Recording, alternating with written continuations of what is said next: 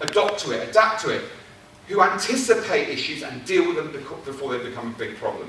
Ordinary businesses do the reverse. Here's just a few examples of businesses you will know. And I've tried to keep it fairly, fairly consistent across the big, the small business. And I've included Polypipe, FTSE 250 company. I've done loads of research. And kudos to what you've achieved, because you are a very, very, a very progressive and very significant player in your market. Starbucks.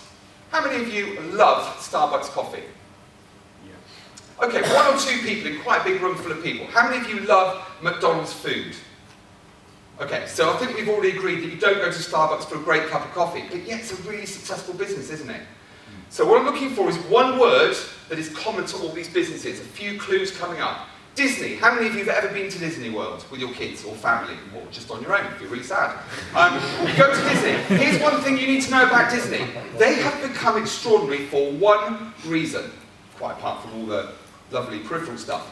One reason and one reason only.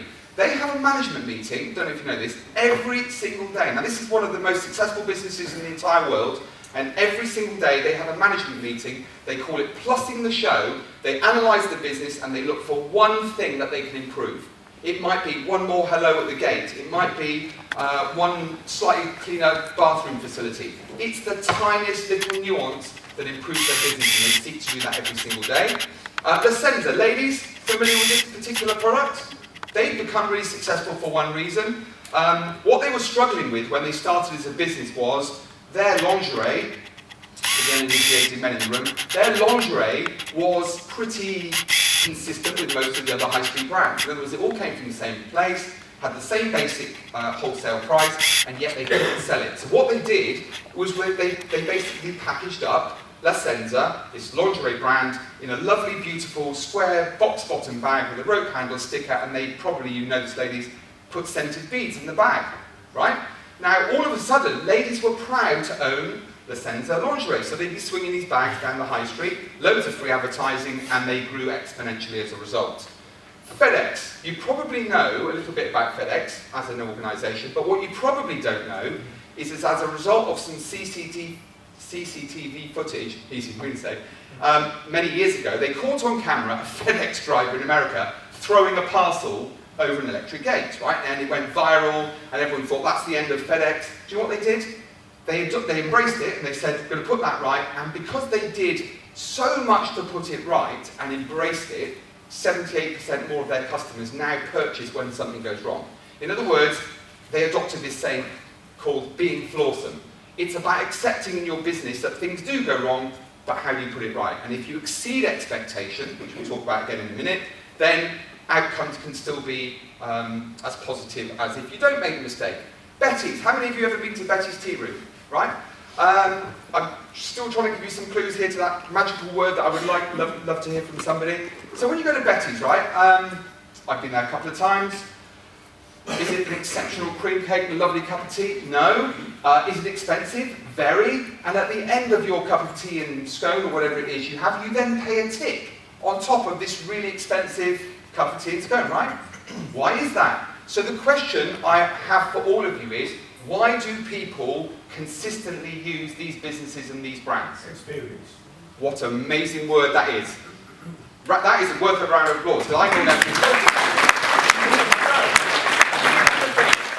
All of these brands have one commonality. They create an experience. It is not about the product. I will prove this to you by the end of the day. It is not about the product you sell. It's not about the price you sell it at, and all the other things that you may have been told. It's about the whole joined-up process, that customer experience, which is consistent from the moment someone walks in the door to the moment they leave. And I'm going to give you some examples as to how you can maybe look to create that, if you haven't already in your business.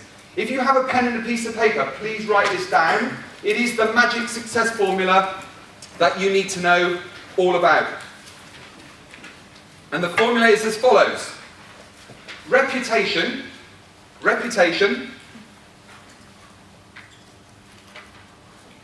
equals experience minus expectation. Reputation equals experience minus expectation. Every single one of your customers comes in engages with you and has a level of expectation. If you don't meet it, your reputation is damaged. If you exceed it, your reputation is enhanced. It's pretty simple. I know you know all this stuff, but I want to give you some working examples of how you can grow your business, your customer relationships, your CRM systems, and all the other things that I've been told that are quite important to you. There is something in the business world called 6 success principles, and I just don't have enough time to cover all of them today, so I've highlighted in red 3 of them which are going to be really important to Polypipe moving forward. Those 3 are scarcity, and I'll give you some working examples of businesses that adopt this really, really well. In fact, can anybody think of a business, just to be clear, everyone know what I mean by the principle of scarcity? People want what they can't have, and vice versa. Make something abundant, and people want less of it. Consensus, that's basically following what everyone else does. Everyone familiar with that? And then the final one is empathy. If you can become a world-class communicator, you will build amazing customer relationships that last in perpetuity. So a couple of quick examples, just to demonstrate the point. Scarcity. Anyone know of any businesses that use this really well? Rolls-Royce, Ferrari. Rolls-Royce, Ferrari, car manufacturers at the high end, the prestige end, that's great. Anyone use the Trainline app? Yeah. Okay, Trainline, I don't know if you noticed this, limited availability, last few seats at this price. It's all rubbish. But the fact is, people are compelled to action because they think they're going to miss out on something. Hotels.com, another great example of a business that uses this principle really, really well. I'm going to give you an example in a minute of giving a customer too much choice and taking them away from the possibility of purchase. Consensus, that's going with the flow. Give me an example of a business that uses consensus. Probably, well, we just heard, to give you a clue, just heard about the world's richest man in the process of a divorce. He runs a business called Amazon. This is the business that uses consensus. How does it do it? Because this is significant for Polypipe. How does it do that? Give me an example of how Amazon uses consensus. Product ratings, by customer. It does.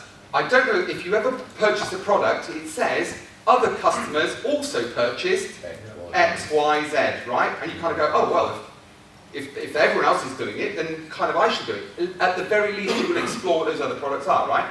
So there's another good example of a business that uses consensus, and then empathy, which we'll spend 5 or 10 minutes on. Great communication skill. Asda's a good example. Morrison's, the guy, the old retiree that stands in the doorway and welcomes guests. That's all he or she gets paid to do. But they built a fairly successful business on the back of that great customer experience. Right.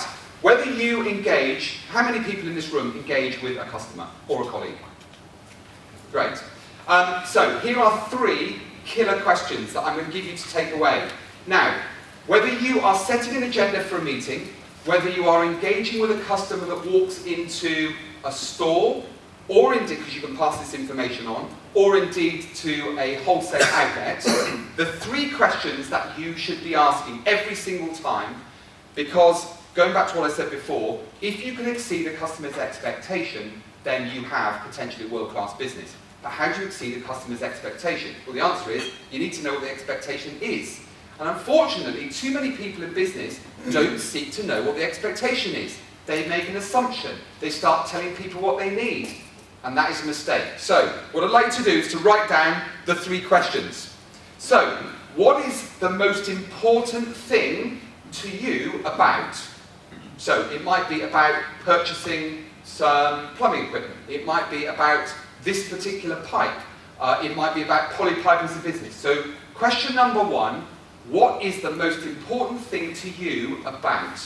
And you'll understand why this is important in a minute and why it all joins up with the next 2 questions. So what we're really asking our customer, our colleagues, to say to us is, tell me what's really, really important, and we call that engaging right brain. Anyone familiar with NLP? This is not an NLP presentation, by the way, but people buy using 2 parts of their brain. Left brain, right brain. Quick question, does anyone know which part of the brain people buy with? So the reason why they say yes or no. Is it left brain? Do we know what left brain does? Not being patronising, some will know, some won't. Emotion.